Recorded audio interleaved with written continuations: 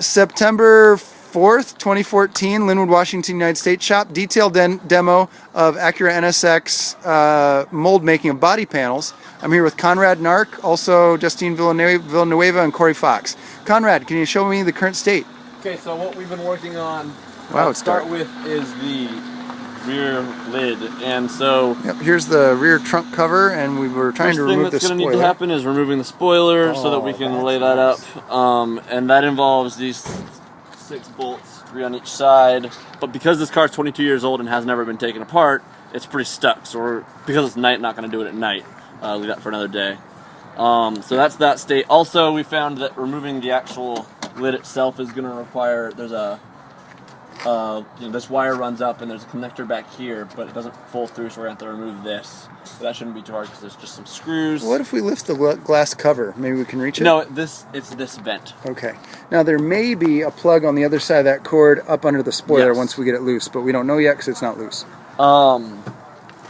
And all the bolts required for it have been lovingly placed in the nuts, in this cup.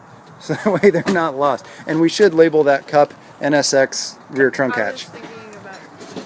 The second thing we're working on is the fender. The removal of the fender involves removal of the sill, the bumper, and that's it. So far we've gotten out the I call it the fender card, but this. Oh, the WIKISPEED fender liner, yes. Fender liner. And then we got some of there's 3 bolts up here that we've gotten out. And 2 that connect the fender to the bumper along here on the interior, as well as one here and here. So there's some that have been taken out. To mount this front thing. But it's going to require some more disassembly, and because it's nighttime, we're not going to do it at night. Okay, sure. And let's take a look at the hood. So the hood mold pulled off cleanly from last week, and the surface looked perfect. However, the hood mold had some flex in it, so we could make a distorted part.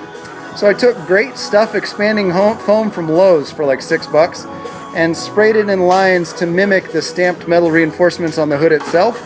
And then you guys laid up another ply of fiberglass in this case, because we didn't need to use composites because we didn't need to use carbon fiber because it's the mold. How did that go? Any tips about that, guys? When you're laying it up inside the corrugated, it's kind of like corrugating pipe. Yeah. The foam. And when you're laying it up inside the foam, to pull it, we pulled it so it makes ridges around the foam.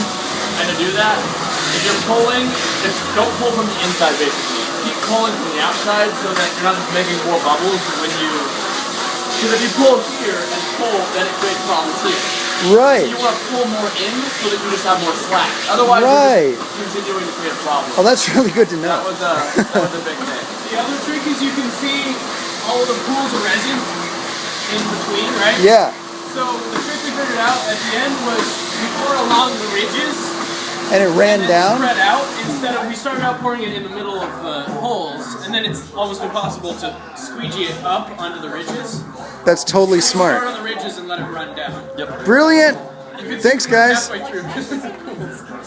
Any other tips? Be awesome. Have fun. Resin is fun.